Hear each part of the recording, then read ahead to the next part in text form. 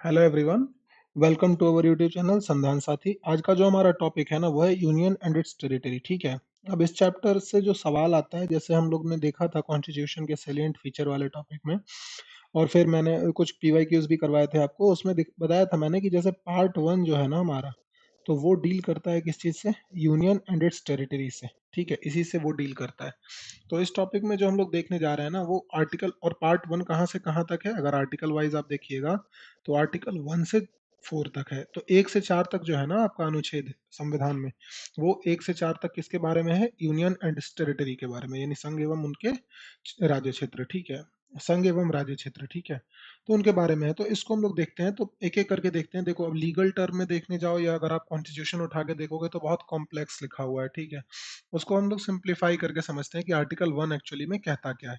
तो जो article one है हमारा, वो हमें कहता है कि डेफिनेशन देता है। सबसे पहले तो वो हमारा नाम बताता है कि कंट्री का नाम क्या है। तो ठीक है, तो क्लॉज वन जो है आर्टिकल वन का, क्लॉज वन, वो हमें कहता है कि इंडिया दैट इज भारत।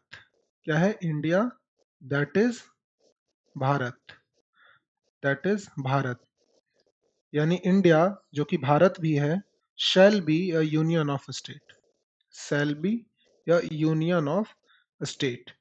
ठीक है, मतलब राज्यों का संघ होगा।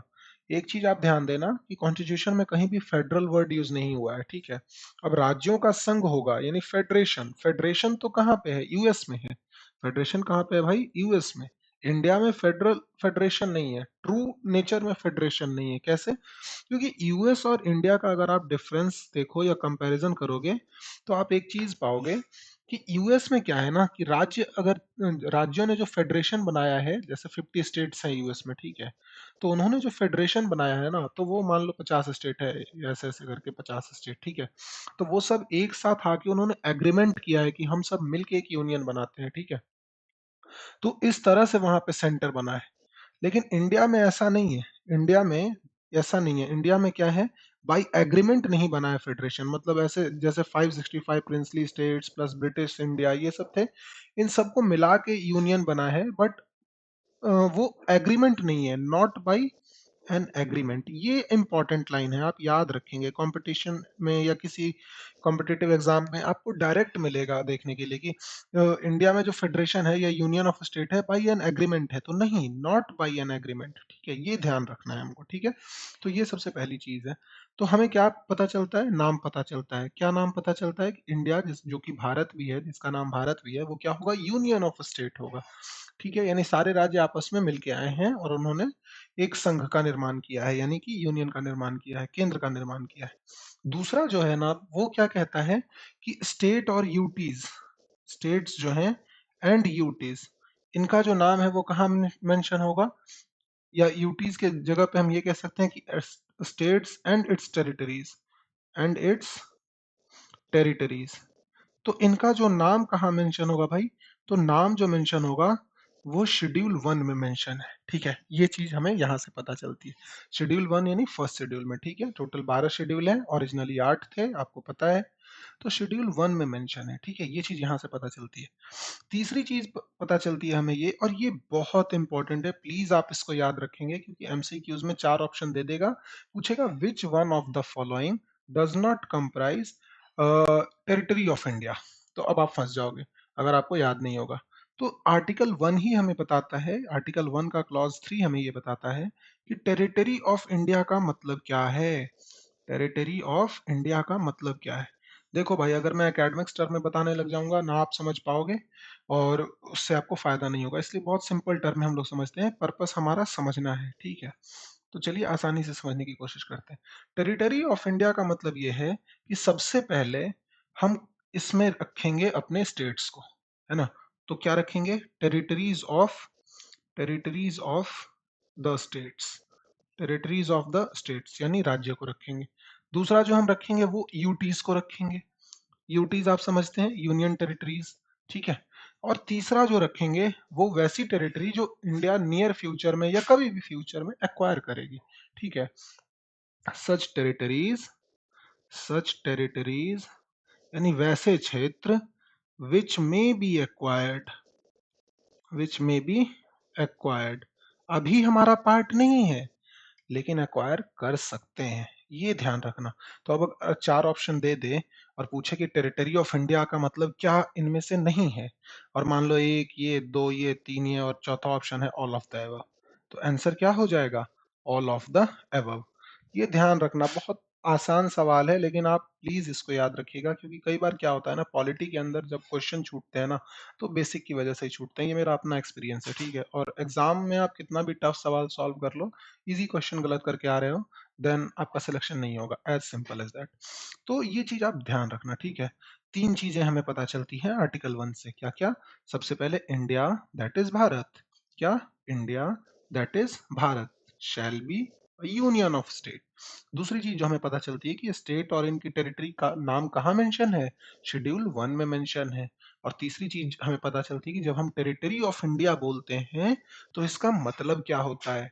तो टेरिटरी ऑफ इंडिया का मतलब ये हुआ कि जो स्टेट्स हैं वो भी आएंगे, यूटीज हैं वो भी आएंगे, प्लस जो हमारा पार्ट अभी नहीं है लेकिन हम नियर फ्यूचर में एक्वायर कर सकते हैं, वो भी इसका पार्ट हो जाएंगे, ठीक है।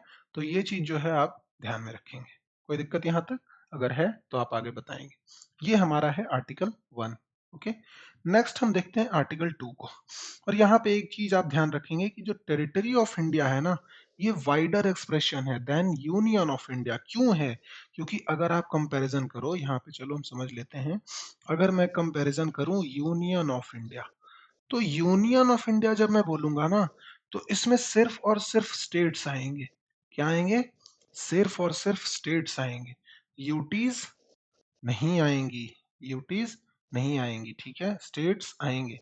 लेकिन जब मैं टेरिटरी ऑफ इंडिया बोलता हूं, टेरिटरी ऑफ इंडिया बोलता हूं, ठीक है, तो इसमें क्या क्या आएगा?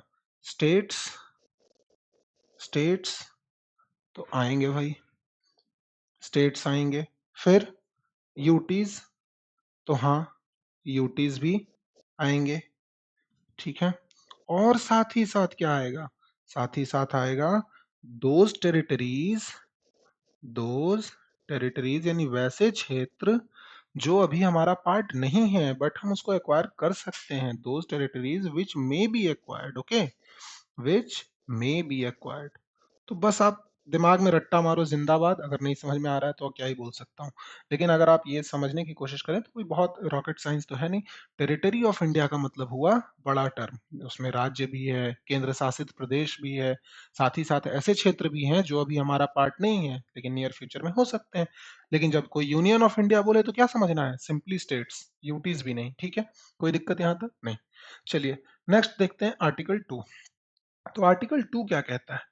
आर्टिकल 2 ये कहता है कि अगर कोई भी नया राज्य बनाना चाहे पार्लियामेंट, तो वो लॉ के थ्रू बनाया जा सकता है। और ये पावर किसको दी गई है? पार्लियामेंट को। तो ये एक बहुत इंपॉर्टेंट सवाल है कि अगर मान लो एक न्यू स्टेट एस्टेब्लिश करना है, न्यू स्टेट एस्टेब्लिश करना है, तो ये पावर दी किसको गई है? तो ये पावर किसको दी गई है? पार्लियामेंट को दी गई है। अब क्वेश्चन मैं बना दूंगा यहां से कि the power to create a new state is vested in, अब ऑप्शन मिलेगा parliament, president, prime minister, none of the above. क्या करोगे? तो पार्लियामेंट को ये पावर मिली है, प्रेसिडेंट को भी नहीं, ठीक है। पार्लियामेंट को ये पावर है कि वो बाई लॉ ये चीज बना सकती है। ये है हमारा आर्टिकल 2। नेक्स्ट जो है हमारा वो है आर्टिकल 3। आर्टिकल 3 क्या कहता है? बहुत आसान सी चीज कहता है आर्टिकल 3। आर्टिकल 3 ये कहता है कि पार्लियामेंट अगर चाहे, पार्लियामेंट में बाई लॉ, में बाई लॉ यानी पार्लियामेंट अगर चाहे तो एक कानून ला सकती है, बिल ला सकती है, अगर वो पास हो जाएगा फिर वो एक्ट बन जाएगा, ठीक है। तो लॉ के थ्रू ये पावर किसको दी गई है? अगेन पार्लियामेंट को। ये चीज आप नोटिस करें, पावर किसको दी गई है? पार्लियामेंट को। चलिए आगे बढ़ते हैं। तो चाहे तो क्या कर सकती है? किसी भी स्टेट की बाउंड्री चेंज कर सकती है। क्या कर सकती है? Alter the boundaries of the states, alter the boundaries of the states, या फिर create new states, create new states, ठीक है, by carving out, carving out any part of existing state, of existing state, मतलब ये कि अगर कोई राज्य पहले से है तो उसकी सीमा छोटा करके दूसरा राज्य भी बनाया जा सकता है। जैसे छत्तीसगढ़ और ये एमपी से छत्तीसगढ़ अलग हुआ, एमपी से कौन अलग हुआ, छत्तीसगढ़। फिर यूपी से कौन अलग हुआ, उत्तराखंड। बिहार से कौन अलग हुआ, झारखंड। ठीक है। आंध्र प्रदेश से कौन अलग हुआ, तो तेलंगाना। ठीक है। तो इस तरह से ये क्या हुआ, ये कौन कर सकता है ये काम, तो ये काम पार्लियामेंट ही कर सकती है। साथ ही साथ अगर स्टेट का नेम चेंज करना हो, स्टेट्स नेम चेंज करना हो, तब भी ये काम कौन कर सकता है, पार्लियामेंट ही कर सकती है। ठीक है। तो ये चीज आप ध्यान में रखेंगे। इसके साथ साथ अगर मान लीजिए कि स्टेट का नाम भी चेंज करना, ये तो बता ही दिया मैंने, बाउंड्री वगैरह अगर चेंज करना हो, बाउंड्रीज भी आप कह सकते हैं। ठीक है। मान लो कि दो राज्य है और उनके बीच में सीमा का विवाद है, तो उसको अगर सुलझाना हुआ तो बाउंड्रीज चेंज कर सकती है पार्लियामेंट लॉ लाके। ठीक है। यही सब चीजें आर्टिकल 3 में है, लेकिन आर्टिकल 3 में ना एक प्रोविजो है। प्रोविजो बोलते हैं कि एक कंडीशन है, ठीक है, कह लो आप। तो वो कंडीशन ये है कि ये जो बिल लाया जाएगा ना, क्या होता है ना पार्लियामेंट में, ये पार्लियामेंट वाले चैप्टर में हम लोग डिटेल में पढ़ेंगे, बट एक्चुअली में होता क्या है ना कि कोई बिल होता है भाई, समझना, कोई भी बिल होता है। बिल मतलब कि विधेयक, मतलब कि अभी वो कानून बना नहीं है, तो अभी क्या होगा ना, वो पार्लियामेंट में आएगा। ठीक है। अभी क्या होगा, वो पार्लियामेंट में आएगा बस। तो पार्लियामेंट में आएगा। ठीक है। तो पार्लियामेंट में जब आएगा, उसके पहले ही बिल के लिए हमें प्रेसिडेंट से एसेंट लेना होता है। क्या लेना होता है, प्रेसिडेंट से एसेंट लेना होगा। हर बिल के लिए नहीं लेना होता मेरे भाई। ठीक है। सिर्फ इस बिल के लिए, ऐसा बिल जिसमें आप आर्टिकल 3 के अंदर चेंज करना चाहते हैं, कौन से, आर्टिकल 3 के अंदर किसी राज्य का नाम बदलना चाहते हैं, या फिर बाउंड्रीज बदलना चाहते हैं, या स्टेट का नाम बदलना चाहते हैं, या नया राज्य बनाना चाहते हैं, कुछ भी करना चाहते हैं आप, इन सब तरह के काम, तो आपको वो बिल लाने के पहले प्रेसिडेंट से एसेंट लेना होता है। और प्रेसिडेंट क्या करता है मेरे भाई, कि प्रेसिडेंट जो है ना, वो बिल को, उस बिल को स्टेट लेजिस्लेचर्स को भेजता है, स्टेट लेजिस्लेचर को भेजता है। अब स्टेट लेजिस्लेचर को एक सर्टेन टाइम पीरियड, ये टाइम पीरियड कॉन्स्टिट्यूशन में फिक्स नहीं है, टाइम पीरियड फिक्स नहीं है कॉन्स्टिट्यूशन में, टाइम पीरियड फिक्स नहीं है कॉन्स्टिट्यूशन में, ये भी एक ध्यान देने वाली बात है। कोई भी सर्टेन टाइम पीरियड प्रेसिडेंट दे सकता है, बोलेगा स्टेट को कि भाई आप हम इस स्टेट का नाम बदलना चाहते हैं, तो आप जो है इस पे अपना विचार दीजिए कि आप क्या कहना चाहते हैं। स्टेट चाहे तो हाँ कर भी सकता है, चाहे तो ना भी कर सकता है, लेकिन फिर ये इसका कोई फर्क नहीं पड़ता, क्योंकि ये जो स्टेट लेजिस्लेचर का जो ये है क्या उसको कह सकते हो आप, कंसेंट कह लो, वो मैंडेटरी नहीं है। कंसेंट जो है वो मैंडेटरी नहीं होता है। ठीक है। ये ध्यान देने वाली बात। तो ये एक प्रोविजो है। तो अगर आपसे कभी पूछ दे कि जो पार्लियामेंट में स्टेट का नाम चेंज करने के लिए, किसी बिल को लाने के लिए प्रेसिडेंट का एसेंट जरूरी होता है क्या, प्रेसिडेंट, तो हाँ, प्रेसिडेंट का वो जरूरी होता है। आप एसेंट से ज्यादा बेटर वर्ड कह सकते हैं कि रिकमेंडेशन जरूरी होती है। क्या होती है, रिकमेंडेशन चाहिए होती है, प्रेसिडेंट की रिकमेंडेशन चाहिए होती है। ठीक है। और प्रेसिडेंट स्टेट लेजिस्लेचर को कंसर्न कंसर्न ये करेगा, कांटेक्ट करेगा। ठीक है। कि भाई आप बताओ क्या कहना चाहते हो, स्टेट लेजिस्लेचर हाँ भी कर सकता है और ना भी कर सकता है। एक टाइम पीरियड के अंदर बताना होगा, टाइम पीरियड दिया है संविधान में, नहीं दिया है। ठीक है। तो बस ये इतनी सी बात है, ये ध्यान में रखेंगे आप आर्टिकल 3 की। ठीक है। नेक्स्ट जो हमारा आर्टिकल है वो है आर्टिकल 4। आर्टिकल 4 क्या कहता है कि देखो भाई, आर्टिकल 2 एंड आर्टिकल 3 के अंदर आप कोई नया राज्य बनाते हो, या राज्य का नाम चेंज करते हो, बाउंड्रीज चेंज करते हो, कुछ भी करोगे, तो उससे क्या होगा ना कि शेड्यूल 1 एंड शेड्यूल 4 में चेंजेस तो होंगे। शेड्यूल 1 में चेंजेस क्यों होंगे भाई, शेड्यूल 1 में चेंजेस इसलिए होंगे क्योंकि अभी अभी मैंने आपको पढ़ाया कि शेड्यूल 1 में क्या होता है, स्टेट और इनकी टेरिटरीज का नाम होता है। तो जब आप नाम चेंज करोगे या कोई नया राज्य बनाओगे, तो शेड्यूल 1 में ही तो लिखा है ना वो नाम, तो आप क्या है, शेड्यूल 1 को भी चेंज करोगे। क्या करोगे, शेड्यूल 1 को भी चेंज करोगे। तो शेड्यूल 1 में चेंजिंग होगा। अब शेड्यूल 4 क्या है, टीयर्स ऑफ ओल्ड पीएम वाला निमोनिक याद करिए, जो लास्ट वीडियो में मैंने बताया था आपको। तो आर जो है वो राज्यसभा सीट एलोकेशन के लिए है, तो यानी राज्यसभा की अगर सीट चेंज होती है, राज्यसभा की सीट एलोकेशन में अगर कोई चेंजिंग होती है, मतलब मान लो कोई नया राज्य बना दिया आपने, अगर उस नए राज्य को भी आप राज्यसभा की सीट दे रहे हो तो उसकी नंबर ऑफ सीट्स भी तो चेंज होगी ना मेरे भाई। तो वो जब चेंज होगी तो आपको शेड्यूल 4 भी चेंज करना होगा, क्यों कि वहां हर राज्य के सामने क्या लिखा हुआ है। मान लो असम है, तो इसके सामने राज्यसभा सीट की संख्या लिखी हुई है, ठीक है।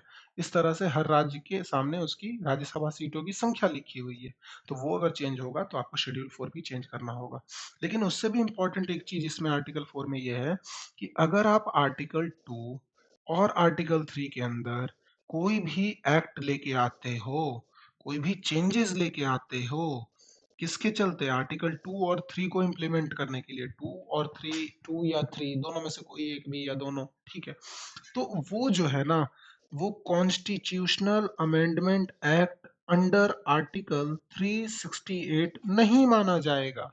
यानी कि इसका मतलब ये हुआ कि संविधान संशोधन अ, अनुच्छेद 368 के अंदर वो नहीं माना जाएगा। अब इसका सिंपल सा मतलब ये है मेरे भाई कि अनुच्छेद 368 में ना संविधान संशोधन के लिए विशेष प्रक्रिया अपनानी होती है, स्पेशल प्रोसीजर है, अमेंडमेंट प्रोसीजर है। उसमें दो टाइप की मेजोरिटी लगती है। कौन कौन सी मेजोरिटी लगती है, अब यहीं से आप कॉन्सेप्ट समझिए।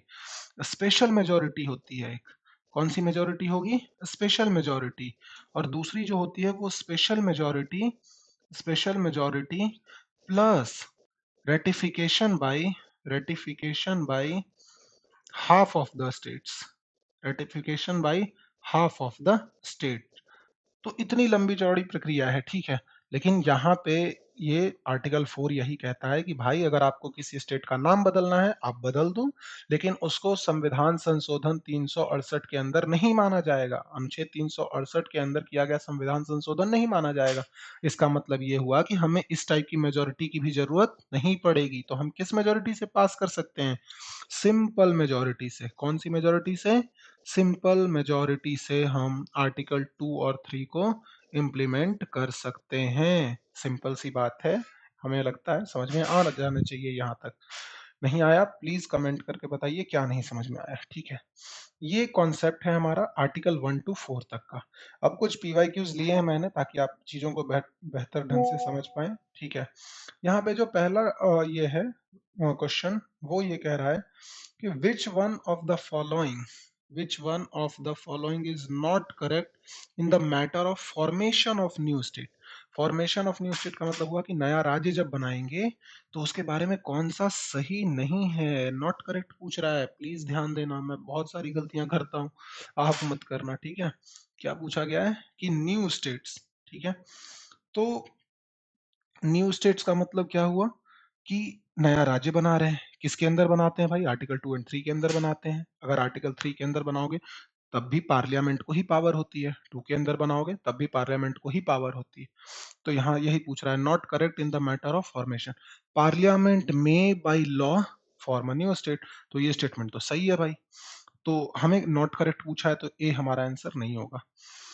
पार्लियामेंट में by law form a new state, यानी राज्य जो है कानून लाके एक नया राज्य बना सकते हैं, सॉरी पार्डन मी, संसद जो है एक कानून लाके नया राज्य बना सकती है। हाँ बिल्कुल बना सकती है, पार्लियामेंट को ही ये पावर है, आर्टिकल 3 में हमने देखा भी। Such laws shall contain provisions for the amendment of the first schedule and fourth schedule of the constitution। तो ये तो अभी हमने देखा कि फर्स्ट शेड्यूल और फोर्थ शेड्यूल में चेंजेस होते ही होते हैं। such laws shall be deemed to be an amendment of the constitution for the purpose of article 368। ये तो सही है बी, लेकिन सी देखो क्या कह रहा है कि ऐसा लॉ जब आएगा तो उसको आप कंसिडर करोगे कॉन्स्टिट्यूशन अमेंडमेंट एक्ट, और वो भी किसके अंदर, अंडर आर्टिकल 368। कितनी गलत बात कर रहा है ये बताओ। अभी तो हमने पढ़ा ना कि 368 के अंदर हम नहीं कंसिडर करेंगे, इसीलिए तो हमें सिंपल मेजोरिटी से काम हो जा रहा है हमारा। इसीलिए तो मेरे भाई सिंपल मेजोरिटी से काम हो रहा है, वरना तो फिर आपको ये वाली मेजोरिटी लग ही जाती है, स्पेशल मेजोरिटी या फिर special majority plus ratification of half of the state. तो ये तो लग नहीं रहा है, सिंपल मेजोरिटी से अपना काम हो रहा है, ठीक है। तो सिंपल मेजोरिटी से काम हो रहा है, तो सी कितनी गलत बात कर रहा है, बोल रहा है 368 के अंदर अमेंडमेंट कंसिडर करेंगे, तो नहीं करेंगे, ये हमारा सही आंसर है। क्यों? क्योंकि ये स्टेटमेंट गलत है। तो बेसिकली इसमें गलत पूछा गया था, ये सही है, ये सही है, ये स्टेटमेंट गलत स्टेटमेंट है। और नेक्स्ट स्टेटमेंट भी पढ़ लेते हैं। No bill for enacting such law shall be introduced in the parliament unless it has been referred to the legislature of the state whose areas boundaries or name is affected. बिल्कुल सही बात है, article 3 यही तो कह रहा था। क्या कह रहा था ये स्टेटमेंट? क्या कह रहा है? ऑप्शन डी कह रहा है कि ऐसा कोई भी बिल लॉ के रूप में इनेक्ट नहीं किया जा सकता या इंट्रोड्यूस भी नहीं किया जा सकता पार्लियामेंट में जब तक कि उस संबंधित राज्य को वो रेफर ना कर दिया जाए, है ना? जिस राज्य का आप नाम बदलने जा रहे हो या उसकी बाउंड्री चेंज करने जा रहे हो, आप मानो या ना मानो वो अलग बात है, बट प्रेसिडेंट के थ्रू प्रेसिडेंट क्या है, उनको रेफर जरूर करेंगे, ठीक है? तो ये तो जरूरी ही बात है, यानी ये भी चीज जो है वो सही ही कह रहा है, यानी ये भी सही स्टेटमेंट है। हमारा गलत स्टेटमेंट पूछा जा रहा था, गलत स्टेटमेंट सिर्फ ये है, यानी ऑप्शन नंबर डी सी हमारा राइट आंसर है। तो इसका आंसर क्या हो जाएगा? C. Next question. Next question कहता है which one of the following is empowered to alter the boundaries of state. कौन चेंज कर सकता है भाई? कौन है, किसके पास पावर है? Lok Sabha, supreme court, president, parliament? आपने दे दिया होगा आंसर। ऑफ कोर्स ए, सही बात है, पार्लियामेंट के पास पावर है, अभी तो चिल्ला रहा हूं इतनी देर से। चलिए next question. With reference to the federal system in India, which of the following statement is are correct? States have no right to secede from the union under the Constitution of India. बिल्कुल सही बात है, यही बात तो मैं कह रहा हूँ कि यूएस में क्या है, यूएस में एग्रीमेंट है।